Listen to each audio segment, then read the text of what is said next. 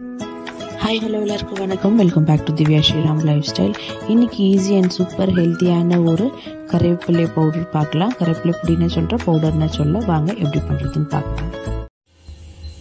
So கருவேப்பிலை பொடிக்கு தேவையான ingredients எல்லாம் உங்களுக்கு டிஸ்கிரிப்ஷனில் கொடுக்குறேன் பாருங்கள். சரி வாங்க இப்போ எப்படி பண்ணுறதுன்னு பார்க்கலாம். ஸோ நான் இப்போ பேன் எடுத்துருக்கிறேன். அதில் ஒரு 2 டேபிள் ஸ்பூன் அளவுக்கு எண்ணெய் ஆட் பண்ணிக்கலாம். ஸோ ஆயில் நல்லா இப்போ ஹீட் ஆயிடுச்சு. நம்ம ஒரு இன்க்ரீடியன்ஸ் போட்டு நம்ம இப்போ ரோஸ்ட் பண்ணி எடுத்துக்கலாம். கலர் மாறக்கூடாது, அதே சேம் கலரில் தான் இருக்கணும். ஜஸ்ட் நல்லா ரோஸ்ட் ஆகணும். இதில் 3 கப் அளவுக்கு சன்னா டால் எடுத்துருக்கிறேன். ஃபர்ஸ்ட் நம்ம இதை ஆட் பண்ணிக்கலாம். கடலைப்பருப்பு லைட் கலர் வந்தால் போது ரொம்ப தீயக்கூடாது. மிதமான சூடில் நம்ம ரோஸ்ட் பண்ணி எடுத்துக்கலாம். ஸோ இது நல்லா ரோஸ்ட் ஆயிடுச்சு. இப்போ இதில் நம்ம 3 டேபிள் ஸ்பூன் அளவுக்கு உளுத்தம் பருப்பு நம்ம அதை ரோஸ்ட் பண்ணி எடுத்துக்கலாம். ரொம்ப வெரி லோ ஃப்ளேமில் நம்ம ரோஸ்ட் பண்ணி எடுத்துக்க போகிறோம். ஏன்னா தீஞ்சா அது ஒரு மாதிரி வாசனை வரும். கருவேப்பிலை பொடியில் நல்லா இருக்காது. நம்ம ஒரு இன்க்ரீடியன்ஸும் நல்லா பொறுமையாக ரோஸ்ட் பண்ணி எடுத்துக்கலாம்.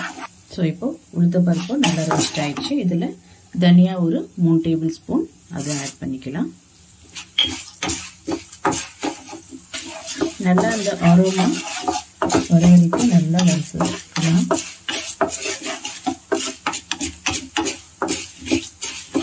இப்போ தனியாவும் நல்லா ரோஸ்ட் ஆயிடுச்சு. இதில் ஒரு டீஸ்பூன் அளவுக்கு ஜீரகம் அதை ஆட் பண்ணிக்கலாம்.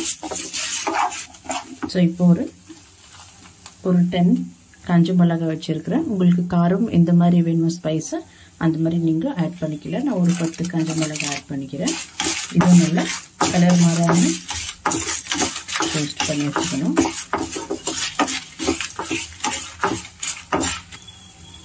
ஸோ இதில் இப்போ காஞ்ச மிளகாய் போட்டு ஒரு 2 நிமிஷம் எடுத்தால் போதும்.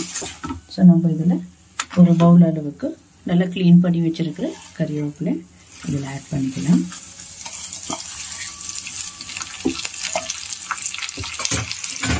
ஸோ இதை நல்லா இப்போ ரோஸ்ட் பண்ணி வச்சுக்கலாம். செய்யக்கூடாது, கவனமாக பார்த்துங்க. ஜஸ்ட் அது கிரன்ச்சினஸ் மட்டும் வரணும் கறிவேப்பிலையில்.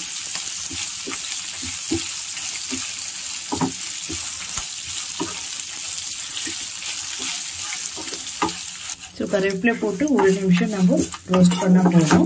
ஃப்ளேம் ஆஃப் பண்ணிவிட்டு இதே சூடில் நம்மளுக்கு இன்னும் கொஞ்சமாக ரோஸ்ட் ஆகிடும்.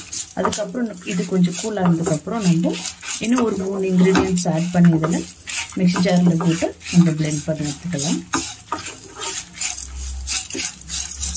ஸோ இது நல்லா இப்போ கூல் ஆகட்டும், அதுக்கப்புறம் பார்க்கலாம்.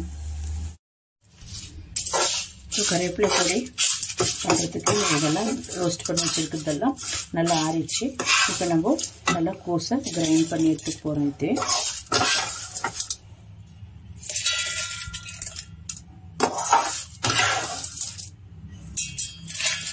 ஸோ இதுலேயே நம்ம இப்போ கொஞ்சமாக ஜீரகம் ஆட் பண்ணிக்கலாம். 1 டீஸ்பூன் அளவுக்கு. கொஞ்சம் ஒரு சின்ன நெல்லிக்காய் சைஸ் அளவுக்கு புளி ஆட் பண்ணிக்கலாம். உங்களுக்கு வேணும்னா ஆட் பண்ணிக்கலாம், இல்லைன்னா ஸ்கிப் பண்ணி எடுத்துக்கலாம். இதை புளி ஆட் பண்ணியிருக்கிறோம். கொஞ்சமாக மஞ்சள் பொடி அண்ட் தேவையான அளவுக்கு சால்ட் ஆட் பண்ணி நம்ம கோஸை கிரைண்ட் பண்ணி எடுத்துக்கலாம். இது பாருங்கள், கருவேப்பிலை பொடிக்கு சூப்பராக நம்மளுக்கு கோஸை கிரைண்ட் பண்ணி எடுத்துக்கினேன். ஸோ இந்த பொடி டைப்ஸ் எல்லாம் நம்மளுக்கு இந்த மாதிரி கோர்ஸாக இருந்தால் தான் நல்லா இருக்கும் சாப்பிட. ரொம்ப பவுடராக இருந்தால் அது நல்லா இருக்காது ஆக்சுவலி. ஸோ இந்த மாதிரி இருக்கிறப்போ தான் நம்மளுக்கு இட்லிக்கு, தோசைக்கு அண்ட் இதுலேயே நம்ம ஒயிட் ரைஸ் போட்டு மிக்ஸ் பண்ணி சாப்பிட்ற அளவுக்கு நம்மளுக்கு நல்லா இருக்கும்.